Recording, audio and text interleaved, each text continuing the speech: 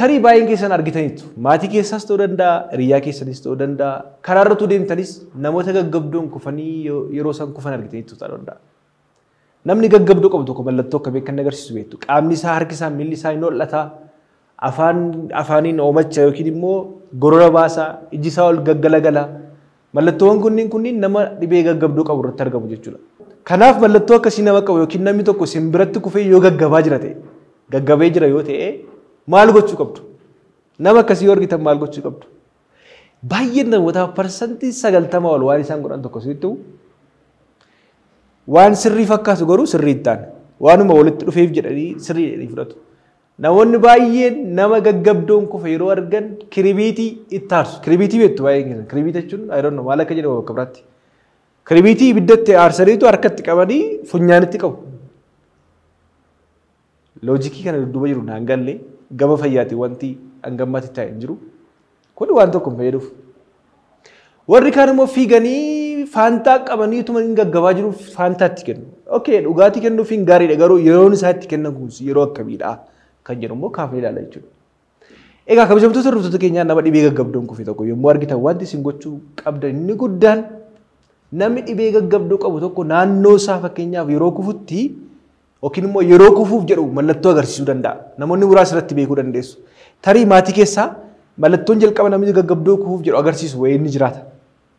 Itti dhiyoo jirtu yoo ta'e hiriyaa keessan bira jirtu yoo ta'e yeroo sanatti maallaa daftanii kufuu danda'a waan ta'eef akka balaan irra hin geenye akka inni garmalee hin kufneef naannoon jiru sanatti akka inni balaa irra hin geenyeef ittisuun baay'ee barbaachisaadha. Jalqaba irratti gargaarsi jalqaba isin gochuu qabdan. Akka balaan irra hin geenyee fi sirriitti ittisuun barbaachisaadha. Inni kan biraan immoo naannoo namichi sun kufutti immoo wantoonni garaagaraa jiraachuu danda'u. Wantoonni qara qaban sibiilli ta'uu danda'a, mismaara ta'uu danda'a, dhagaan ta'uu danda'a. Naannoo sana yookiin immoo yeroo gaggabuutti sosocho'uu danda'a waan ta'eef maallaa wantoonni kunniin akka hin miine balaa akka irraan hin geessine wantoonni qara qaban kunniin sibiilonni garaagaraa naannoo sana jiru yoo ta'e naannoo sanaatii haxaa'uun baay'ee barbaachisaadha jechuudha. Waliigallee kanaaf balaan akka irra hin geenyeef wantoonni miidhaa geessan wantoonni qara qaban naannoo sana jiran akka naannoo sanaatii kaasuun baay'ee barbaachisaadha jechuudha. Inni kan biraan yeroo isaan namoonni baay'een yeroo isaan akka sollatanitti qabuudhaaf yaalu garmalee humnaan qabdanii wanta hin dhaabdan hin jiru. Kanaaf dhaabattanii tasgabbiidhaan ilaaluu qabdu. Yeroo namni tokko socho'aa jiru turgufamaa jirutti dhaabattanii amma inni dhaabatutti ilaaluu qabdu. Akkuma jalqaba sanitti wantoota qara qabu wantoota qaama isaa miidhuu danda'an naannoo sanarratti fageessanii fi ilaaluu qabdu.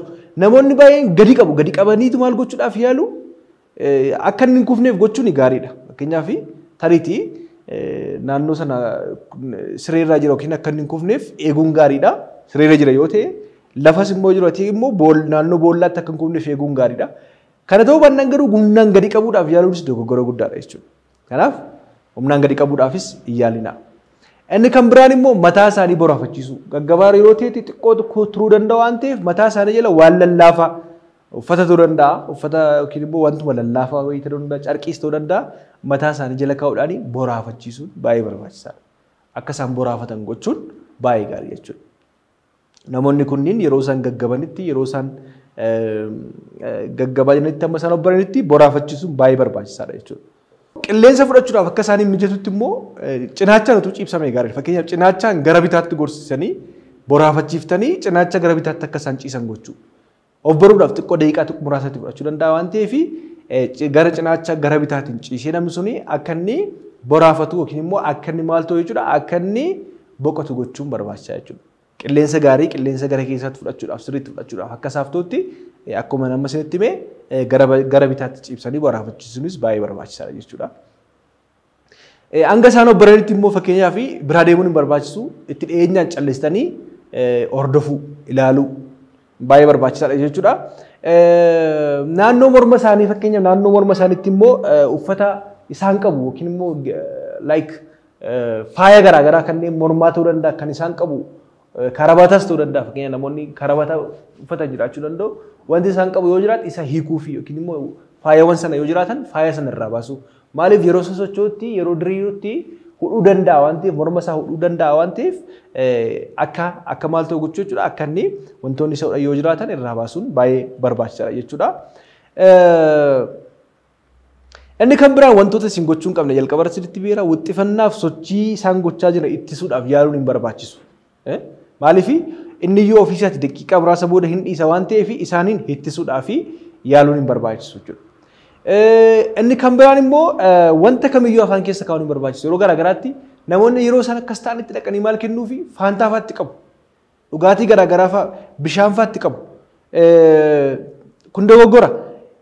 Yommuu isaan hollatan sana waan tokko kennuuf hin barbaachisu. Gaggabdoo qaba taanaan namni suni waan tokko kennuuf hin barbaachisu.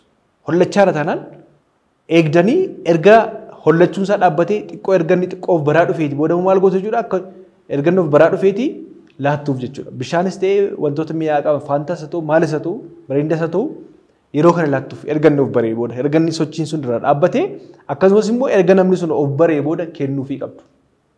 Maaliif yeroo namni sun sochaaru tokkoffaaf hin beeku ujummoo qilleensaa keessa galee akka inni maal jedhama tin jechuun maal jechuudha akka inni fe'amu gochuu danda'a jechuudha. Fe'amuu fudhamuun gargari baay'ee. Fudhamuu fe'amu. Fe'amuu jechuun wantoota nyaannu ujummoo qilleensaa keessa yeroo galudha. Fudhamuun immoo ujummoo nyaata keessa yeroo galu jechuudha. Wantoota kanneen nama keenya nyaataaf dhugaatii wal qabatee waan isinitti hime kana gochuun barbaachisaadha. Kan biraan immoo egaa yeroo baay'ee hin kennaman namoonni haipoglaasiimiyaa dhibee sukkaaraa qaban yookiin immoo nyaata tun nyaatiin turaniinaan amma sukkaaraa qaama isaanii keessa gadi bu'ee of wallaaluu danda'u. Namoota kanaaf yeroo sana kennuun hin danda'ama. Garuu namoota dhibee gaggabdoodhaan socho'an yeroo sanatti yeroo laannutti namni sun akka inni fe'amu gochuu danda'a waan ta'eef of eeggannoo gochuun barbaachisaadha. Sodaachuun hin barbaachisu, shororkaa'uun hin barbaachisu, tasgabbiidhaan itti dhiyeenyaan wanta inni gochuu qabu maal gochuu akka inni qabu jedhanii hordofuun gaariidha. Inni kan biraa egaa dhibeen gaggabdoo akkuma isinitti himee namoonni baay'een akka dhibee maggaanyaa yookiin immoo dha'icha waaqaa yookiin waan biraatti fudhatanii yeroo danda'u. Kanaaf namoonni dhibee kana qaban immoo akka isaan mana yaalaa dhufanii qorannoo garaagaraa godhanii qoricha akka isaan jalqaban gochuu hin danda'ama.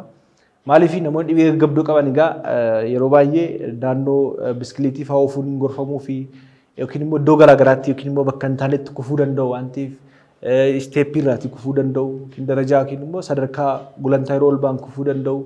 Kana kanaan maal gochuun barbaachisaa jechuudha qoricha barbaachisuu fi akkasumas immoo hordoffiin ogeessa fayyaa yookiin immoo hordoffiin hakiimaa baay'ee barbaachisaa jechuudha. Kanaaf namoota dhibee gaggabdoo qaban dhufanillee mana yaalaa dhufanillee dabalataan qorannoon garaagaraa godhamee fi yaaliin kennamuufii qaba jechuudha. Haala kanaan itti dhiyeenyaan hordofuun ni danda'ama. Egaa kabajamtoota hordoftoota keenyaa waa'ee dhimma yaalii dhibee balaa tasaaniif kennamu keessattuu nama gaggabee tokko nama hudhamaa jiru tokko akkasumas immoo nama qaamni isaa dhiigaa jiru tokko maal gochuu qabna kan jedhu irratti yaadan qabadhee isiniif dhiyaadhe kana fakkaata. Namoonni gaaffiif yaada qabaattan yoo jiraattan yaada keessan nu biraan ga'uu dandeessu. Egaa sagantaa keenya guyyaa irraattis barumsa guddaa akkasiin argattan abdii guddaan qaba. Torban sagantaa biraa qabannee hanga walitti deebinutti nagaan nuuf turaas ni jenna. Sagantaa kana immoo qopheessuudhaan kan isin waliin ture Dooktara keessan Dooktar Naafii Argeetudha. Fayyaan dhabina.